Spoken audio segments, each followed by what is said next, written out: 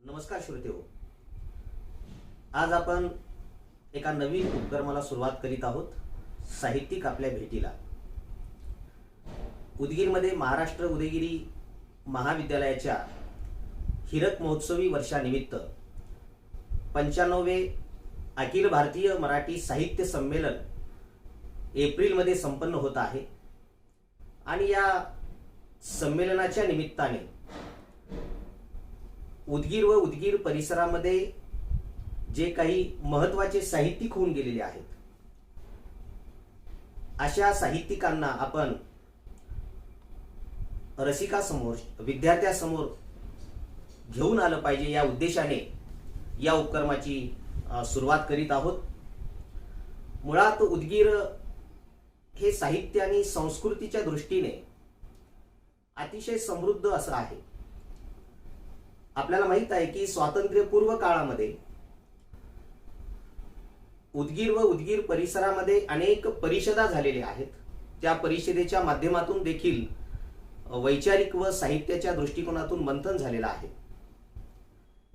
त्याचबरोबर 1956 साली उदगीरमध्ये 8वे मराठवाडा साहित्य संमेलन झालेलं आहे. ज्या संमेलनाचे अध्यक्ष देल महाजन हे होते. कारण त्यांनीच 56 मध्ये झालेल्या अध्यक्षीय भाषणामध्ये देल महाजन असे म्हणाले होते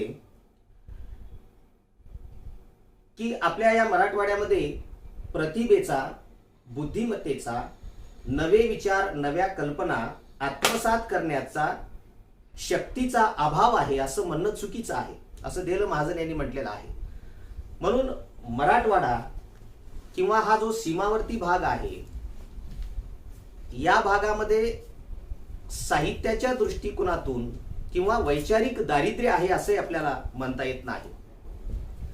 म्हणून उदगीरमध्ये जी काही एक साहित्याची पृष्ठभूमी तयार झालेली आहे त्याला वेगवेगळे साहित्य संमेलन हे कारणीभूत आहे. 1956 साली मराठवाडा साहित्य संमेलन झालं. त्यानंतर ख्रिश्चन मराठी साहित्य संमेलन झालेलं आहे. त्याबरोबरच अखिल भारतीय नवोदित मराठी साहित्य संमेलन उदगीरमध्ये झालेलं आहे. त्यानंतर 2018 मध्ये 40वे मराठवाडा साहित्य संमेलन अगदी भव्य दिव्य अशा स्वरूपामध्ये उदगीरमध्ये संपन्न झालेलं आहे. आणि त्याचीच एक फलश्रुती म्हणजे एप्रिलमध्ये अखिल भारतीय मराठी साहित्य संमेलन उदगीरमध्ये संपन्न होणार आहे. श्रोतेहो, आपल्याला माहित आहे की जेव्हा साहित्य संमेलन होत असते किंवा विविध कार्यक्रम होत असतात तेव्हा एक साहित्याच्या दृष्टिकोनातून एक वेगळी अनुकूल अशा प्रकारचं एक वातावरण निर्माण होत असते.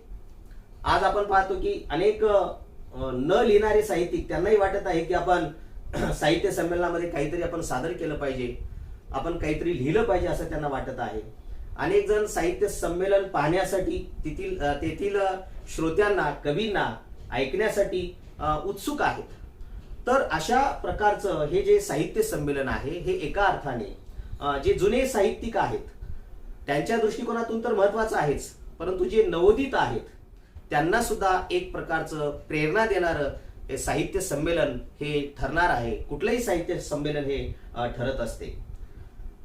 साहित्यिक आपल्या भेटीला हा जो उपक्रम आहे हा उपक्रम फक्त उदगीर आणि उदगीर परिसरातील साहित्यिकांची जी मांदियाळी आहे त्यांच्या पुरतच हा उपक्रम मर्यादित आहे. उदगीरमध्ये, उदगीर परिसरात अनेक असे साहित्यिक आहेत, कवी आहेत की ज्यांचं साहित्य प्रकाशित झालेलं आहे.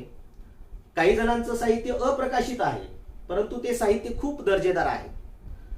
अशा काही निवडक कवी, कथाकारांना, कादंबरीकारांना आपण या उपक्रमाच्या माध्यमातून भेटणार आहोत. मित्र, दिवा लहान असो अथवा मोठा असो, तो दिवा आपला प्रकाश वलय आपल्या भोवती निर्माण करत असतो.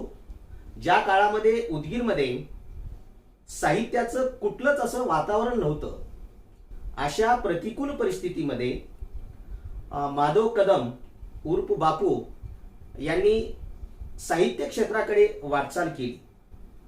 माधव कदम यांचा जन्म 1935 साली झालेला आहे. आज माधव यांचं जे वय आहे जवळपास 87-88 वर्षाचं म्हणजे वय त्यांचं आहे एकंदरीत.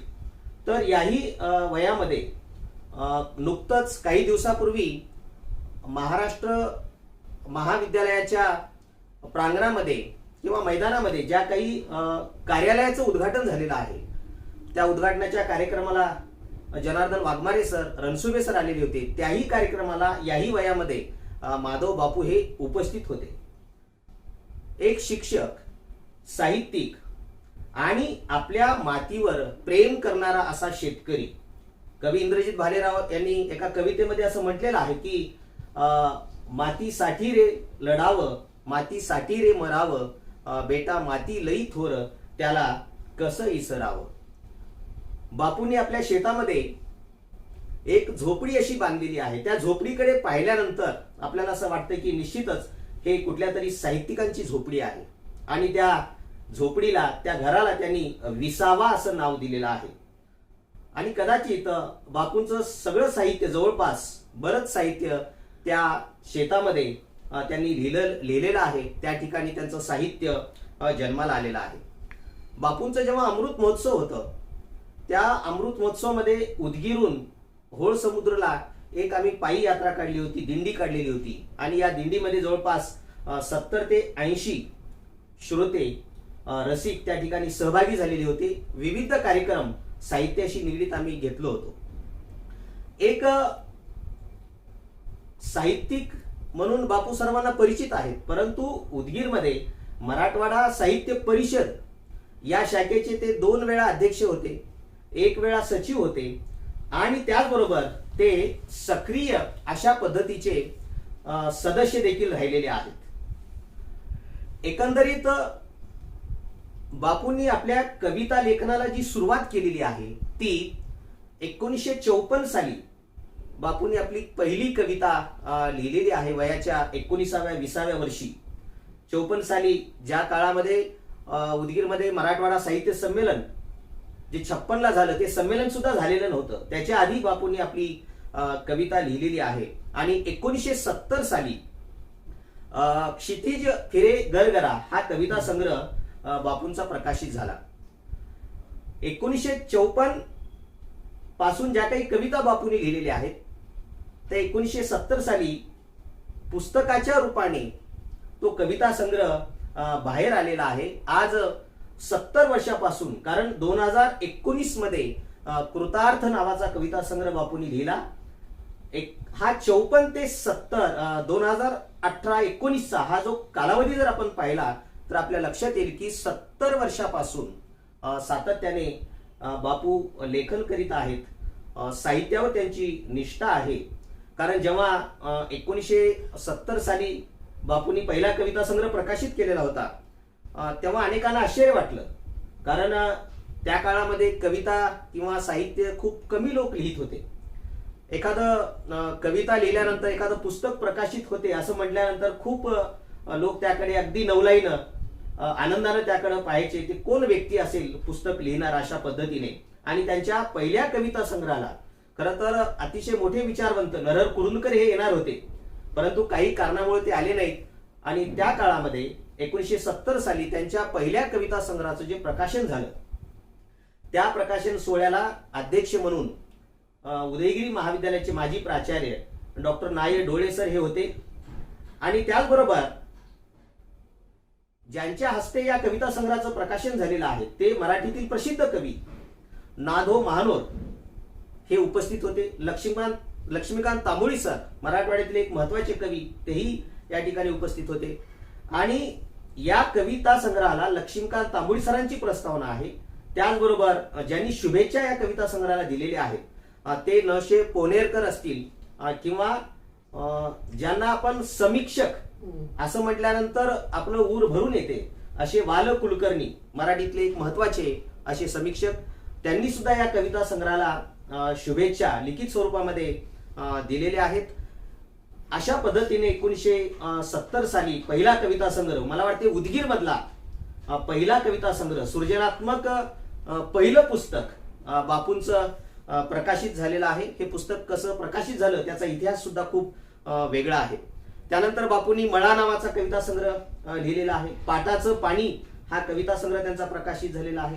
मातीचा ओलावा, त्याचबरोबर प्रस्थान, माझ्या कविता आणि कृतार्थ 2019 साली प्रकाशित झालेला कविता संग्रह आणि अतिशय महत्वाची कादंबरी बापूंनी लिहिलेली आहे. ती कादंबरी म्हणजे सीमावर्ती भागातील मराठी भाषिकांच्या ज्या वेदना आहेत त्या वेदनेवर भाष्य करणारी खुरूप नावाची कादंबरी बापूंनी लिहिली, ज्या कादंबरीवर आम्ही एका ग्रंथाचं संपादन देखील केलेलं आहे.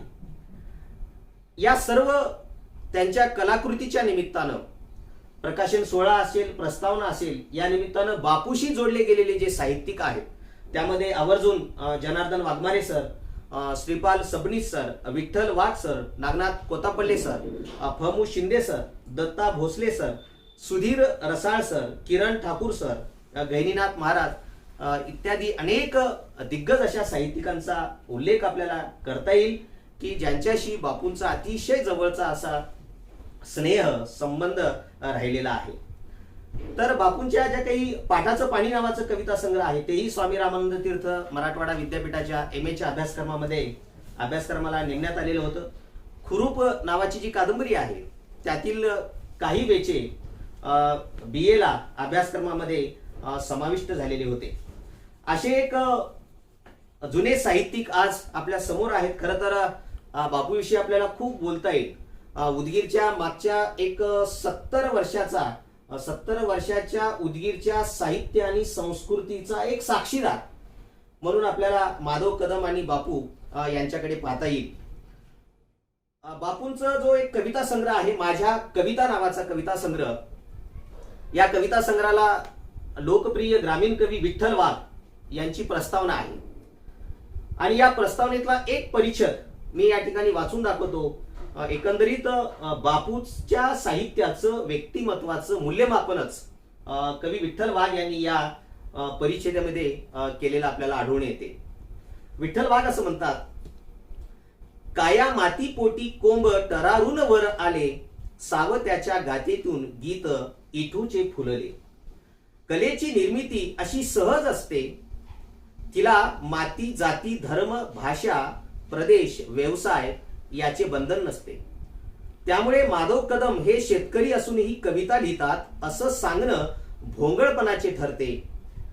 तुकारामांचा उद्योग कोणता, बहिणाबाईचा परिसर कुठला, सावत्याची जात कुळी काय, हे प्रश्न निरर्थक ठरतात. या उलट शेती मातीशी नाळ जुळलेली असते, तो अधिक निर्मितीक्षम असतो अशी माझी धारणा आहे. तुकोबा नाही का लिहून गेले, एका बीजा केला नाश, मग भोगिले कनिस, एका दाण्याचे 1000 दाणे करण्या एवढी सृजनशीलता भूमिपुत्रा एवढी इतरत्र कोठेही नसते. आणि त्यासाठी लागणारी झाकून या मडे करीती पेरणी ही परंपरा कोटीची निष्ठा तरी कुणामध्ये दिसते. त्यामुळे माधव कदमांचं शेती मातीचं प्रेम आणि त्यासोबतच ते बाळगून असलेली वाङ्मय निष्ठा मला दोन्हीही महत्वाच्या वाटतात. अशी एक महत्वाची प्रतिक्रिया कवी विठ्ठल वाघ यांनी या ठिकाणी दिलेली आहे.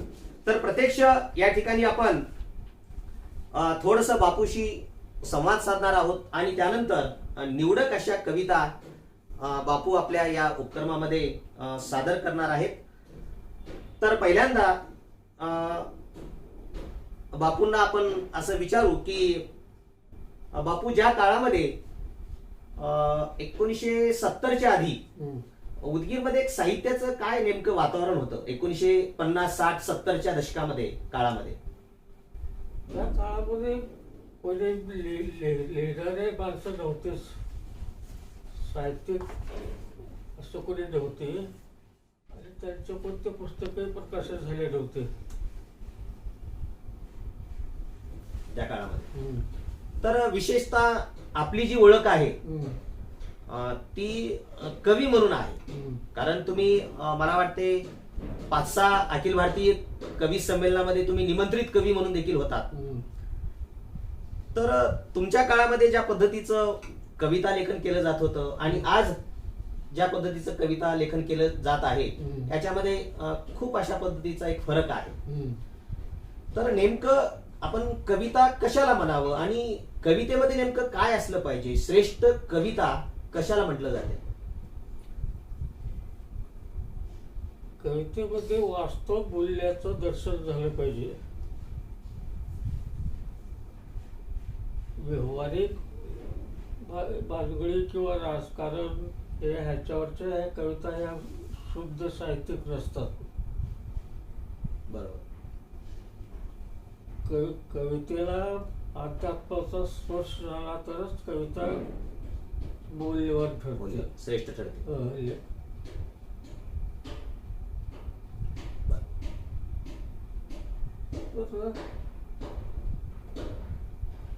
पूर्वीच्या काळाचे जे कवी होते त्यांच्या कविता या बहुतेक दर्शनाचा उल्लेख करणाऱ्या किंवा परिचय करून देणाऱ्या अशाच होत्या.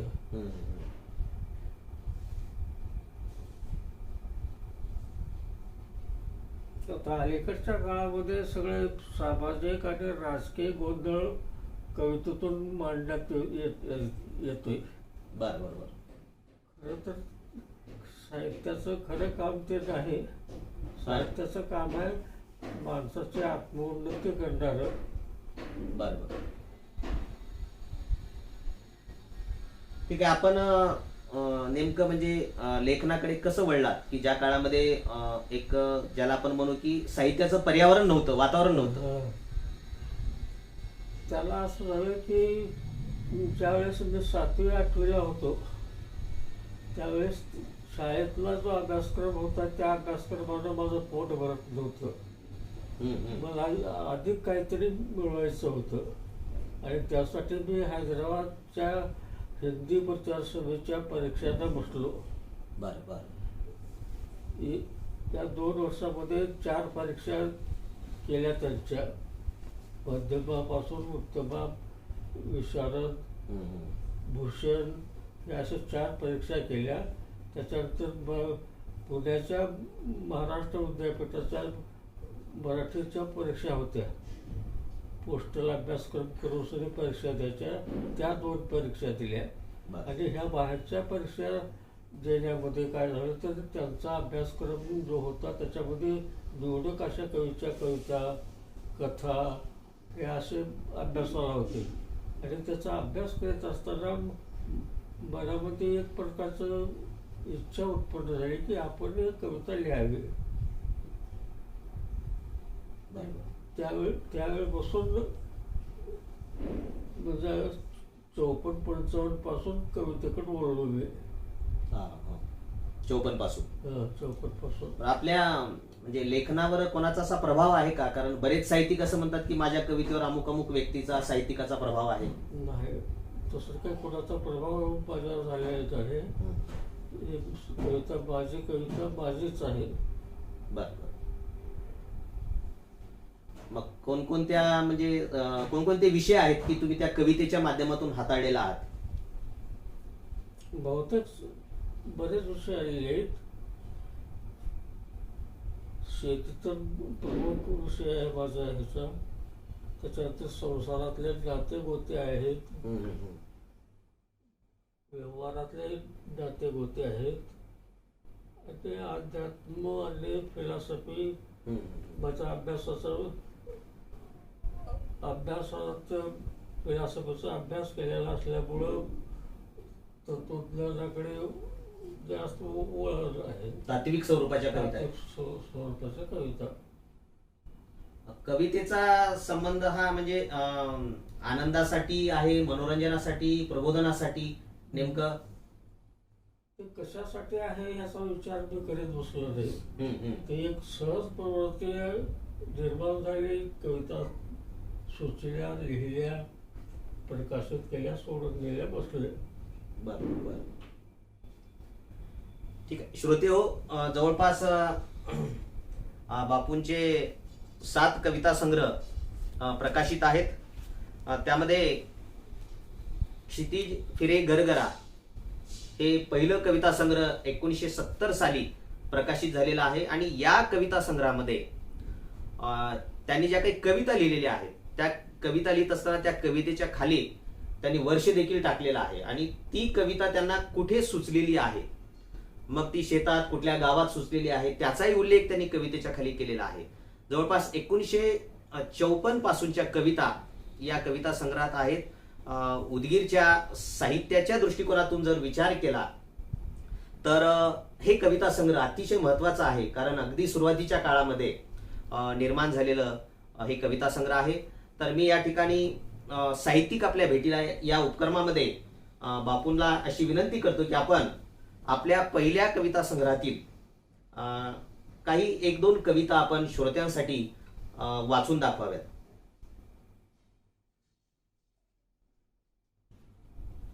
कुठे गेलो घडी करून पुढे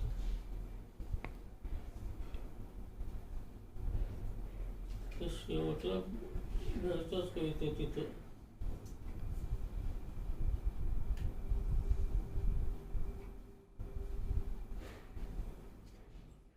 दुसऱ्याच कविता बघतो राहू. ठीक आहे.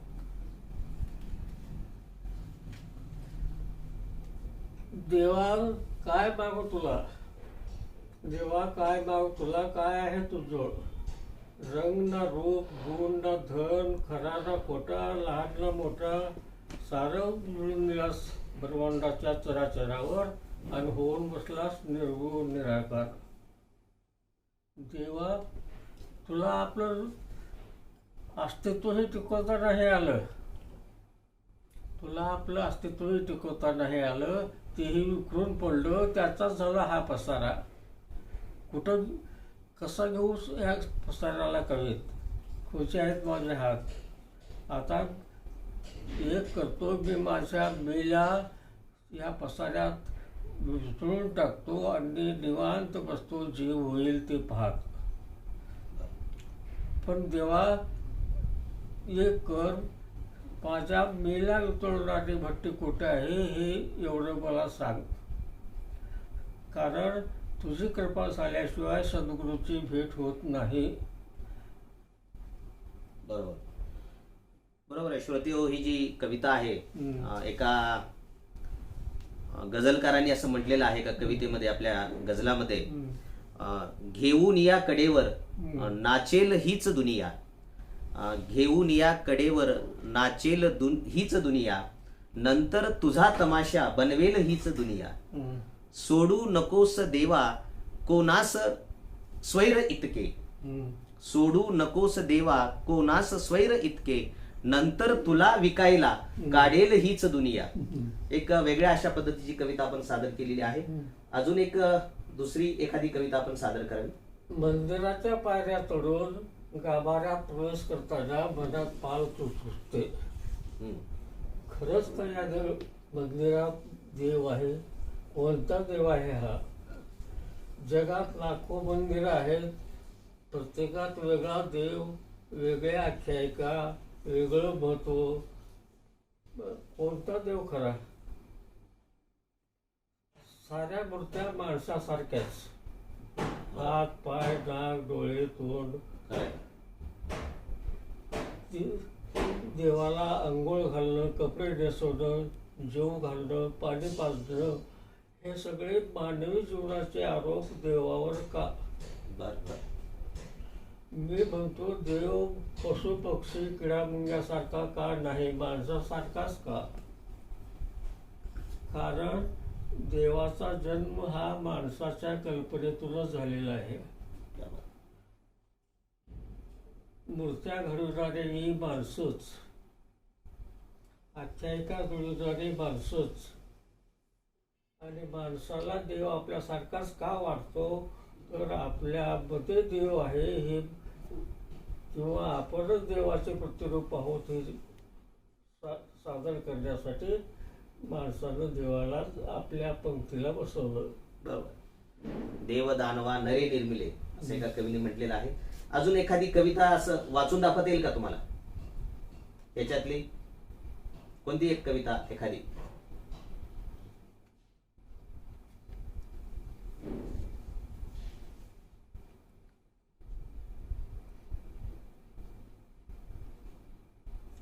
भोकट नावाची कविता एक. हा वाचा. सन्मासाचे आयुष्य तुझे परे भोकडा बास किती, सन्मासाचे आयुष्य तुझे परे भोकडा बास किती, अशीच उद्भत असते का अल्पायुषी जगात जाती. मागो कितीही देवापाशी चिरंजीव पद माता तुला. मागो कितीही देवापाशी चिरंजीव पद माता तुला. असे जन्मला तुझ्यासाठी जगात कोणीतरी बुलला. बोमो करीत फिरशी खाण्यापरते नाही काम. आज पोसतो घरी तुझा घेण्या उद्या रोकड दाम. हान थडका आल्या गेल्या अंगात तुझ्या भरली बसती. परतील वाटे उद्या तुझे रे तोलेल तराजूत पुसते. वा.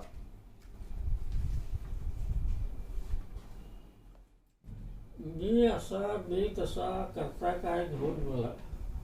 मी असा मी तसा करता काय घेऊन मला. माझ्यासाठी तुम्ही जन्मला का तुमच्यासाठी मी बोला. खरं. माझ्या इच्छा माझ्या आवडी माझी व्यसने माझ्या खोडी.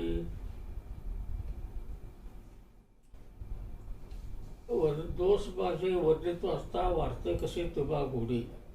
मी मद्यपी मी पापी भनंग मी व्यभिचारी. कुरूप रोगी मी कसाही आवरा तुमचे डंक करे. 12 माहे शिमगा तुमचा हाना बोंबा फुटू द्या ओठ. रंग रंगिली रंगपंचमी करतो साजरी घेऊन गोट. सुखदुःखाचे गारड गाणे गातो सदा मी धुंद तराने. सुरात माझ्या बुडते दुनिया किस गल्ली में तुमची जीने. त्याच्यातली एखादी कविता. श्रोते हो, हा जो पहिला कविता संग्रह आहे, खरं तर वयाच्या 19व्या-20व्या वर्षापासून बापूंनी लेखनाला सुरुवात केली. आणि या कविता वाचल्यानंतर आपल्या लक्षात येईल की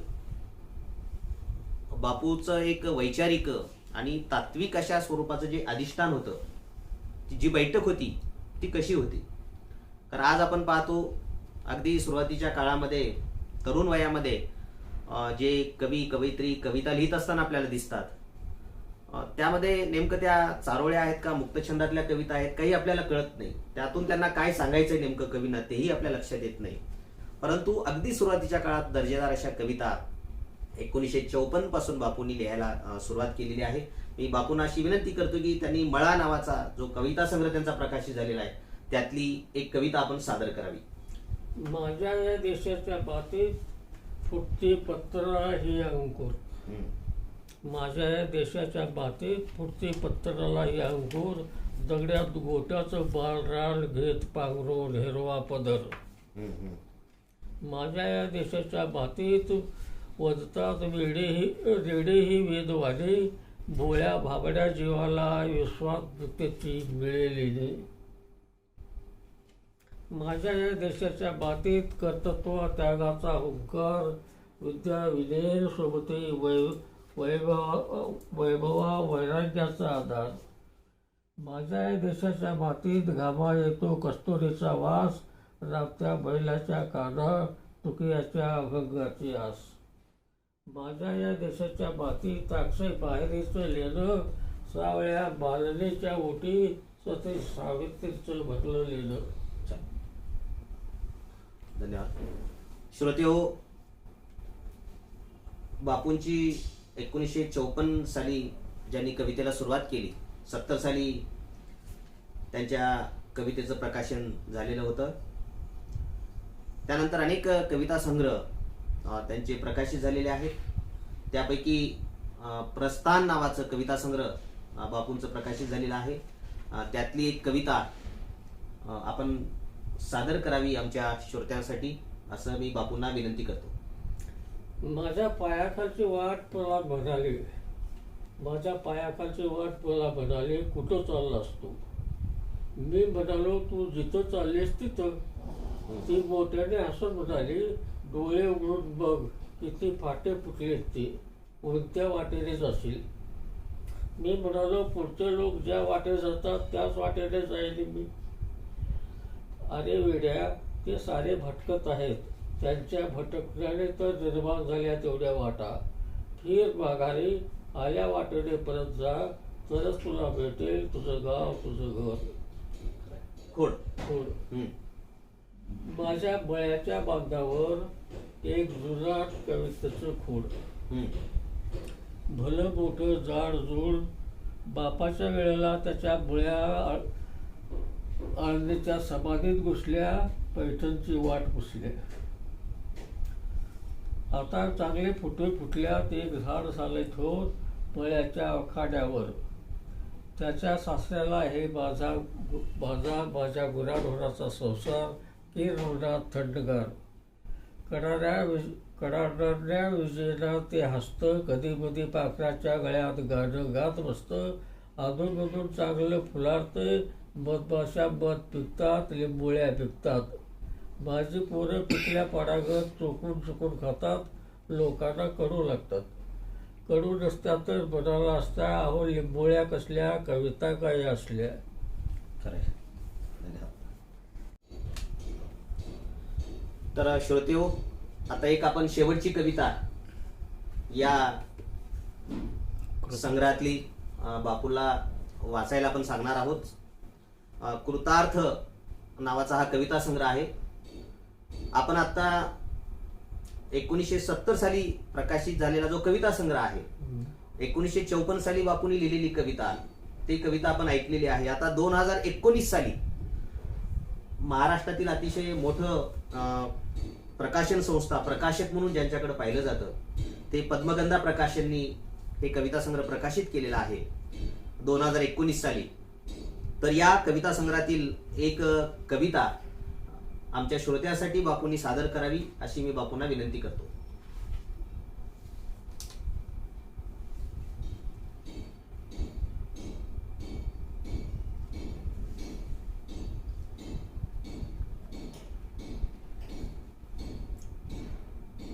सुसाट जाणारे माझे जीवन, वाटेत अडखळले ठेचाळले.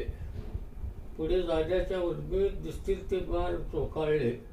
जगन्नाथाचा रथ ओढला, प्रसंगी संताचा मार्ग चालला. कधी कुणाचे असूळ पुसून पदर बोला केला. घेऊन हातावर भाकर, मोळली मुकाट गुरं, निंदन खुरपण, तर कधी धरली पाटाची दारं. पाण्यासोबत मातीत झिरपलो, भरल्या पिकात हरपलो. वरून आग ओकणाऱ्या किरवणात करपलो. नांगरटीच्या रानात लोळलो, घेऊन ढकूळ उशाला. कशी लागली गाड झोप, गादी परंग घावे कशाला. झाला सुपर संसार, पडल्या पाच जबाबदाऱ्या. जातो पतोंडाचा मेळा, झाल्या इच्छा पूर्ण साऱ्या. धन्यवाद बापू. श्रोतेहो, आज आपण या पहिल्या भागामध्ये उदगीरचे ज्येष्ठ साहित्यिक माधव कदम उर्फ बापू यांची आपण थोडीशी मुलाखत घेतली आणि त्यांना त्यांच्या कविता आपण सादर करायला सांगितल्या. वयाच्या 88व्या वर्षी बापूंनी तितक्याच उत्साहामध्ये कवितेचं सादरीकरण या ठिकाणी केलेलं आहे. रसिक हो, एकंदरीत घरामध्ये जे वातावरण आहे आणि त्यामुळेच बापूचे जे चिरंजीव आहेत आनंद कदम, हे सुद्धा उदगीरमध्ये मागच्या अनेक वर्षापासून साहित्याच्या क्षेत्रामध्ये अतिशय महत्त्वाची अशी कामगिरी ते बजावत आहेत.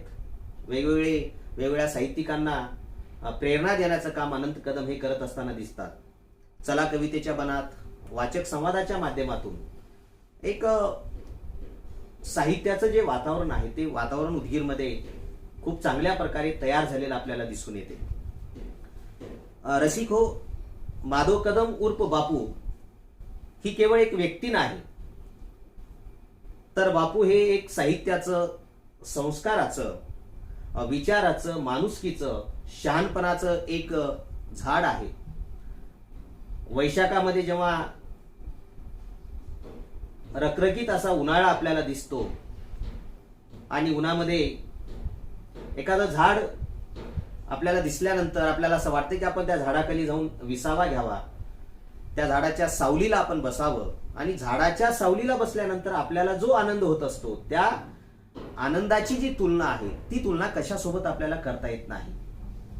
म्हणून साहित्यातलं एक झाड 1954 साली कवितेच्या माध्यमातून उदगीरमध्ये साहित्याचं जे बीज बापूंनी रोवलेलं आहे, त्याचं आज वटवृक्षामध्ये रूपांतर झालेलं आहे. त्यामुळं यानंतरही बापू अजून चांगल्या पद्धतीनं लेखन करतील. बापूची जी शताब्दी आहे ती अतिशय आम्हाला चांगल्या पद्धतीने साजरा करता येईल, करता यावी अशा पद्धतीची प्रार्थना या ठिकाणी मी करतो. आणि आपण साहित्यिक आपल्या भेटीला या उपक्रमासाठी वेळ दिलात, आपल्या कवितेचं सादरीकरण आपण केलात, त्याबद्दल आपले मनपूर्वक आभार मानतो. धन्यवाद.